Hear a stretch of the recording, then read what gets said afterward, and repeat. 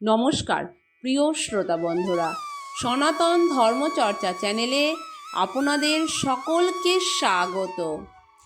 আজ পাপমোচনী একাদশী।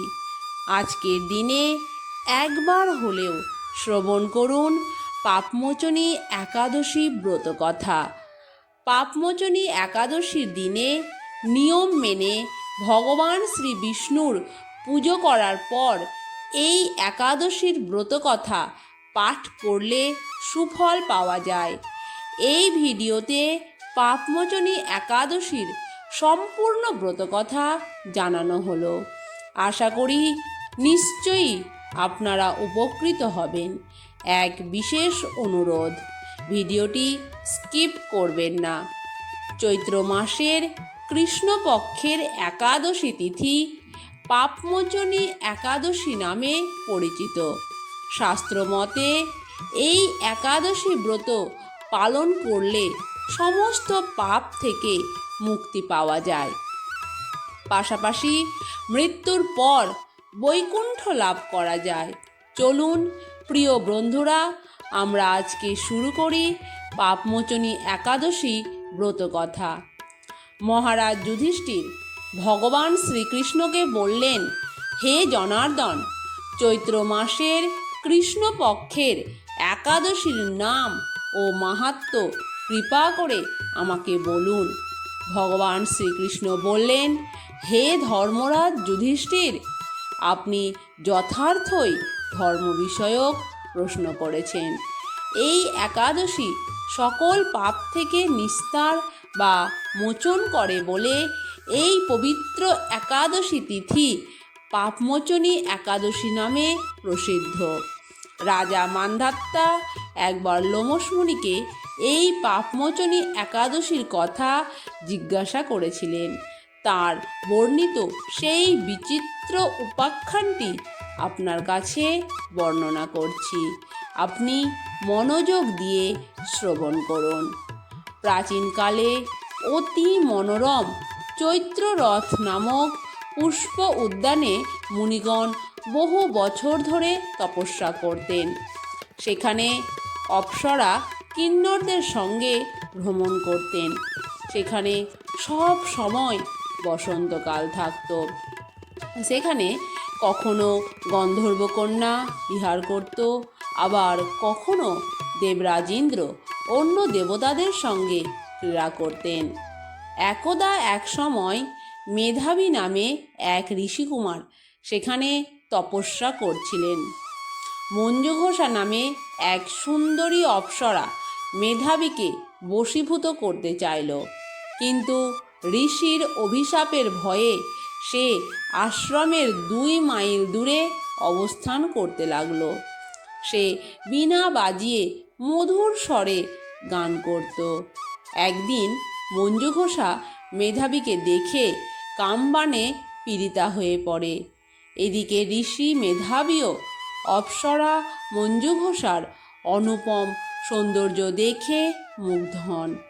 অপ্সরা মুনিকে নানা হাব ভাব ও কটাক্ষ দ্বারা বশীভূত করে।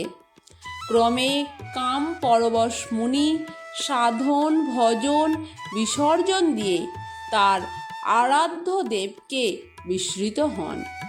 এইভাবে অপ্সরার সাথে কামক্রিয়ায় মুনির বহু বছর অতিক্রান্ত হয়। মুনিকে আচারভ্রষ্ট দেখে অপ্সরা দেবলোকে ফিরে যেতে মনস্থ করল।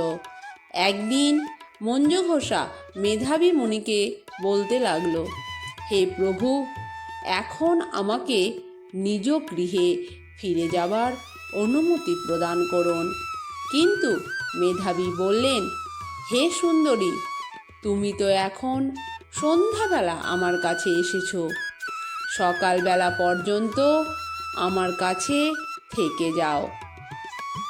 মুনির কথা শুনে মঞ্জুঘোষা অভিশাপের ভয়ে সেই অপ্সরা মঞ্জুঘোষা আরও কয়েক বছর তার সাথে বসবাস করল। এইভাবে বহু বছর, প্রায় 55 বছর 9 মাস 7 দিন অতিবাহিত হলো। দীর্ঘকাল অপ্সরার সহবাসে থাকলেও মেধাবীর কাছে তা অর্ধরাত্রি বলে মনে হলো। মঞ্জু ঘোষা পুনরায় নিজ স্থানে গমনের প্রার্থনা জানালে মেধাবী মুনি বললেন, এখন প্রাতঃকাল, যতক্ষণ পর্যন্ত আমি সন্ধ্যা বন্দনা না সমাপ্ত করি ততক্ষণ পর্যন্ত তুমি এখানে থাকো। মুনির কথা শুনে মৃদু হেসে মঞ্জু ঘোষা তাকে বলল, হে মুনিবর, আমার সহবাসে আপনার যে কত বছর অতিবাহিত হয়েছে তা একবার বিচার করে দেখুন। এই কথা শুনে মুনি স্থির হয়ে চিন্তা ভাবনা করে দেখলেন যে তার 56 বৎসর অতিবাহিত হয়ে গেছে। মেধাবী মুনি তখন মঞ্জু ঘোষার প্রতি ক্রোধান্বিত হয়ে বললেন, পাপিষ্ঠ, দুরাচারিণী, তপস্যার ক্ষয়কারিণী, তোমাকে ধিক, তুমি পিশাচী হও। মেধাবীর অভিশাপে অপ্সরার শরীর পিশাচের রূপ প্রাপ্ত হল। তখন সে অবনত মস্তকে মুনির কাছে সাপ মোচনের উপায় জিজ্ঞাসা করল। মেধাবী মুনি বললেন, হে সুন্দরী, চৈত্র মাসের কৃষ্ণপক্ষিয়া পাপমোচনী একাদশী সর্বপাপ ক্ষয়কারিণী। সেই ব্রত পালনে তোমার পিশাচত্ব দূর হবে। মেধাবী তখন পিতার আশ্রমে ফিরে গিয়ে বললেন, হে পিতা, এক অপ্সরার সঙ্গদোষে আমি মহাপাপ করেছি। এর প্রায়শ্চিত্ত কি? কৃপা করে তা আমায় বলুন। উত্তরে চ্যবনমুনি বললেন, চৈত্র মাসের কৃষ্ণপক্ষের পাপমোচনী একাদশী ব্রতের প্রভাবে তোমার পাপ দূর হবে। পিতার উপদেশ শুনে মেধাবী সেই ব্রত ভক্তিভরে পালন করল। তার সমস্ত পাপ দূর হল। পুনরায় তিনি তপস্যার ফল লাভ করলেন। মঞ্জু ঘোষাও ওই ব্রত পালনের ফলে পিশাচত্ব থেকে মুক্ত হয়ে দিব্য দেহে স্বর্গে গমন করল। হে মহারাজ, যারা এই পাপমোচনী একাদশী পালন করেন তাদের পূর্বকৃত সমস্ত পাপই ক্ষয় হয়ে যায়। এই ব্রতকথা পাঠ ও শ্রবণে সহস্র গোদানের ফল লাভ হয়। এই ছিল পাপমোচনী একাদশীর ব্রতকথা। একাদশীর পূর্ণ ফল লাভের জন্য ব্রতকথা শ্রবণ করা অত্যন্ত গুরুত্বপূর্ণ। একাদশী পালন করলে ব্রতকথা অবশ্যই একবার হলেও শ্রবণ করুন। এই ছিল আজকের ভিডিও, যাতে আলোচনা করা হলো পাপমোচনী একাদশী ব্রতকথা। ভিডিওটি কেমন লাগলো তা কমেন্টে জানান।